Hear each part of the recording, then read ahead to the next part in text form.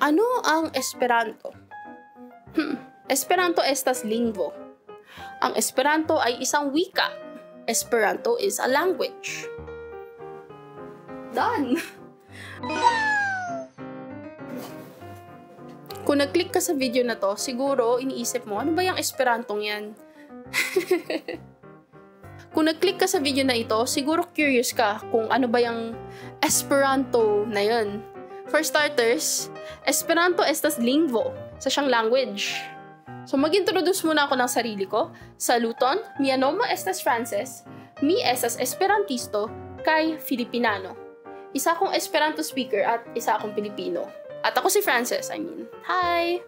So ayun, ano ba yung special sa Esperanto at ba't ko siya nagustuhan? Itong video ay nag-explain, hopefully, ng maayos kung ano yung parang nahanap kong charm sa Esperanto, bakit siya nagustuhan.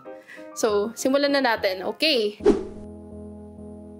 Ang Esperanto ay isang constructed auxiliary language. Gets na natin yung language, so deconstruct natin yung dalawang word na yun. Constructed at auxiliary. Simulan natin sa auxiliary kasi meron akong naisip na parang scenario para madali nating ma-envision yan. Okay, so auxiliary, sa word pa lang, parang dagdag, additional. So ang Esperanto, isa siyang additional na language na pwedeng gawing common language ng mga taong nag-uusap. So, okay. Ito yung naisip ko kaninang scenario. Isipin ko ulit. Ayun. So, meron tayong isang French guy at meron tayong isang German guy. Tapos, bibili sila ng tinapay. Yung isa sa kanila gusto wheat bread kasi it's healthier. Tapos yung isa sa kanila gusto white bread because it's tastier. Tapos, mag-aaway na sila kasi hindi sila magkaintindihan. Ganito kasi yun. Yung native language, kunwari, ng French guy ay French. At yung native language ng German guy, kunwari, ay German. Sino mag-a-adjust? Sino mag-French? Sino mag-German? Kasi para makapag-usap sila, kailangan pareho silang nagsasalita ng language na ginagamit nila. So, mag-French ba yung German guy para makausap yung French guy? Eh, yung problema kasi dito, nagde-debate na sila. Kung mag-French ang German guy at hindi yung native language yun, medyo lugi siya sa debate kasi nangangapa pa siya sa language na yun. Hindi niya native language yun eh. Same goes with the French guy. Kung mag-German siya, baka matalo pa siya sa debate kung anong bread yung mas maganda. Kasi nga, nangangapa siya sa language na German. So, ano gagamitin nilang language para fair, para equal, para meet in the middle sila? Alam ko yung iniisip nyo mag-English na lang sila. Pero okay, biglang may dumaan na British guy. Sabi ng British guy, oh, ito na lang na bread, yung sweet bread na lang. So magdedebate na silang tatlo. Lamang si British guy kasi native language ang English. So, anong solusyon doon? Kailangan natin ng language na pwede nilang gamiting tatlo na walang nakakalamang. So, di ba interesting? Interesting siya na parang scenario. Pero ayun, iniisip nyo, di mag-adjust na lang sila kay British guy. I mean, imposible naman na we please everyone. So ayun, nag-adjust na yung French guy kay British guy, nag-adjust na yung German guy kay British guy. Tapos nag-English na silang tatlo. At baka manalo sa debate si British guy kasi nga, ang bilis niya magsalita at gets niya kagad yung gusto niyang sabihin. Yung problema kasi sa English, isa siyang complex na language. Complicated. Takes too long to learn in a hurry. So, kunwari kailangan mo siyang matutunan in 3 months. Yung level na marireach mo, parang hanggang ganun lang. Pero ang Esperanto kasi, it was created to be easy. So, kunwari 3 months ka nag-aaral ng English versus 3 months ka nag-aaral ng Esperanto, mas mabilis ka matututo ng Esperanto. Mamaya explain ko yung reason kung bakit. So ayun, si French, si German at si British guy, gaaway sila. Sweet bread, wheat bread, white bread, fighting. If they speak in English, panalo si British guy. Kung mag-German sila, panalo si German guy. Kung mag-French sila, panalo si French guy. And it will take too long for them to learn each other's languages. Ano yung isang interesting na solution para doon? Ang Esperanto ay isang constructed auxiliary language. So, pwede nilang gamitin ang Esperanto. Bakit Esperanto? Ba't di na lang iba? Kasi Esperanto ay madali. Kinonstruct siya na language. para maging madali. So, simple siya, mabilis siyang ma-learn. Kumpara sa English na kailangan mo mag-aral ng napakaraming taon para makareach ng certain level na kaya mo na makipag-usap tungkol sa bread. Ang Esperanto, mas maikling time. Kasi nga, simple siya at mabilis siyang matutunan. Kasi madali yung grammar niya, logical yung grammar niya, mabilis ma-pick up yung vocab niya. So, siguro iniisip nyo, constructed, created, may nag-imbento sa Esperanto. Yeah. So, July 26, 1887, may nag-imbento sa Esperanto. Isa siyang doktor na linguist. Ang pangalan niya ay si Zamenhof. At mula nung inimbento niya yung Esperanto, parang sumikat siya dati sa Europe. To the point na siya sana yung pipiliin na language ng League of Nations, pero natalo siya ng French. May history yan. Check nyo na lang sa Wikipedia. Interesting din yung history niya. So, yung Esperanto, magagamit nga siya bilang language. Like, nakakapag-communicate yung mga tao gamit ng Esperanto. So, hindi lang siya toy na language na parang, funny, it's a secret code. Hindi, talagang language siya. Like, makakabuo ka ng mga malalalim na thoughts gamit ng Esperanto. Pero, kahit napaka-buo niya na language na kaya mo mag-express ng thought, madali siyang matutunan dahil yung vocab at grammar niya ay napakasimple.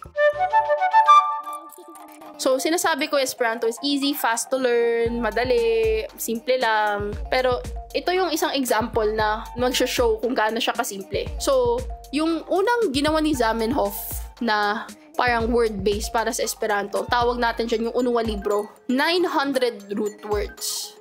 Sa 900 root words na yun, napakarami mo nang magagawang sentences, napakarami mo nang ma-express na thoughts. Bakit? Kasi, okay, meron kang root word. Kaya mo siyang i-transform into a verb, into a noun, into an adjective, into an adverb. Gets? Meron tayong root word. Amiki, to befriend. So, gawin natin siyang noun. Amico, kaibigan. Gawin natin siyang adjective. Amica, friendly, mabait. Gawin natin siyang adverb. Amike, in a friendly manner, sa mabait na paraan. Libra kumas min amike. Niyakap niya ako in a friendly way. Ayun. Ba't ko ba yung piniling example? Ayun. Tapos, ang verbs naman ng Esperanto, hindi siya katulad ng English na minsan nag-iiba ng form. So, example nun, to eat. I ate the food. Parang, teka lang, hindi na yun eat kasi I ate the food. I am eating the food. I will eat the food. Parang biglang naging A. What? So, isipin mo, isa kang bata. Ganito lang yung height mo. Makita mo yun for the first time. Teacher, why? Ayun yung magiging response mo. Pero sa Esperanto, hindi siya nagbabago. As in, yun na yun. Mi manjas. Kumakain ako. Mi manjis. Kumain ako. Mi manjos. Kakain ako. Yung as, is, os na yun, lahat ng verb. Yung interesting thing doon, may root word ka, pwede mong dikitan nun ng mga endings na yun. Yung sa noun, yung sa adverb, yung sa adjective, at yung mga verbs, pwede mong dikitan ng kahit anong yun. At makakabuo ka ng bagong word. So, gamitin natin yung manjas, yung kanina. Mi manjis, mi manjas, mi manjos. Manjo, pagkain. Manja, kainable. Kung may ganun man na word. Manje. Untranslatable ata yun Pero pwede siya, posible siya sa eating way. Parang isip ako ng example na medyo mahirap yun. Mi trinkas manje. I drink while eating. Tama ba? Basta sa paraan ng parang pag kumakain. So parang, alam mo yung champurado? Iniinom mo siya, pero at the same time, kinakain mo siya. Basta, may mga ganun sa Esperanto na parang creative, diba? Diba? So, ayun. Tapos, ang isa pang interesting thing sa Esperanto ay pwede kang mag-construct ng word gamit ng prefixes, suffixes, at other root words.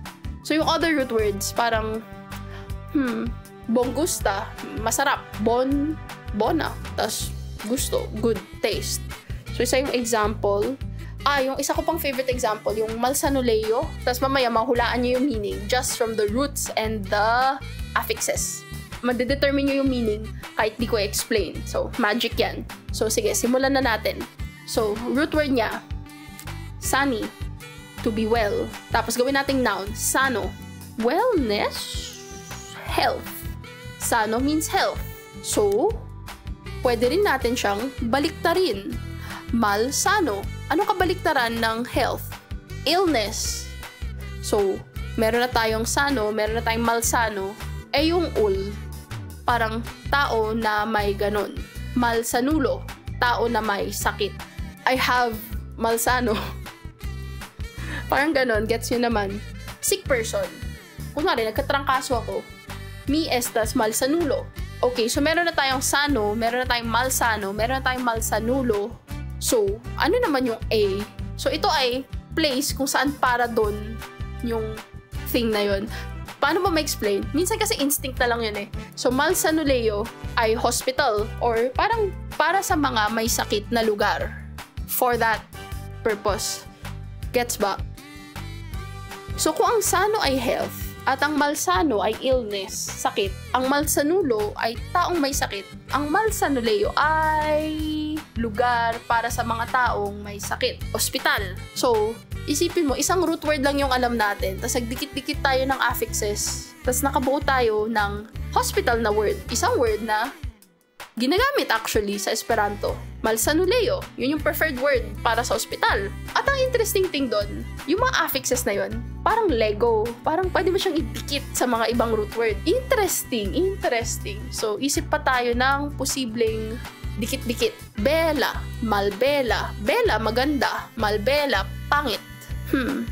Manjo, pagkain. Manjeto, maliit na pagkain. Snack. Parang merienda lang, parang. So, ayun. Di ba interesting? So, marami pang parts ng Esperanto na hindi ko pa na-master. Pero so far, as a tamad mag-aral ng languages at nag-aaral lang pag trip ko, medyo malayo-layo na rin yung narating ko bilang beginner. Feeling ko kung French to or Spanish, siguro wala pa ako naiintindihan. Pero sa Esperanto, kahit tamad ako, medyo okay na yung naiintindihan ko. Nakakabasa na ako. So, interesting siya na language. Tapos I suggest na kung gusto mo parang try lang ng language learning, parang magandang first foreign language yung Esperanto. Kasi very simple siya at mabuboost yung confidence mo. At paghanda ka ng mag-aral ng mas sikat na language or language na crush mo, maganda na yung confidence mo at familiar ka na sa mga terms na ginagamit, mga parts of speech. Parang sanay ka na mag-form ng sentences sa ibang language. Hindi ka na nahihiya masyado mag-make mistakes. Ang Esperanto kasi maganda siyang language para sa mga ngayon pa lang nag-aaral ng parang bagong language. Marami kang matututunan din na life skills kasi maganda siya kasi nagbi-build siya ng magandang habits. Matututo ka mag-self-study, nakaka-boost siya ng self-esteem pag meron ka na pipick up kaagad. Isa rin yun sa mga reason kung ba't gusto ko yung Esperanto. Plus, meron akong mga ibang kaibigan dito sa Pilipinas na Esperanto speaker din. So, hindi siya non-existent sa Pilipinas. Nag-exist siya. At nag-exist din siya sa mga ibang bansa. So, kung gusto mo ng pen pal, tas gusto mo ng medyo fun na pen pal experience, try mo maghanap ng pen pal in Esperanto. I mean, kahit online lang. Tapos, mag-Esperanto kayo sa isa't isa, mabuboost yung language skill mo kagad. Isa rin yung pro language learning tip. Mag-interact ka sa mga tao. Ano pa ba? Pero ayun, yun lang for now. Feeling ko, dadagdagan ko pa to in the future. Pero for now, yan yung parang brief overview ko ng Esperanto. Ito yung rason kung ba't interesting yung Esperanto para sa akin. At, ayun lang. Gista Revido!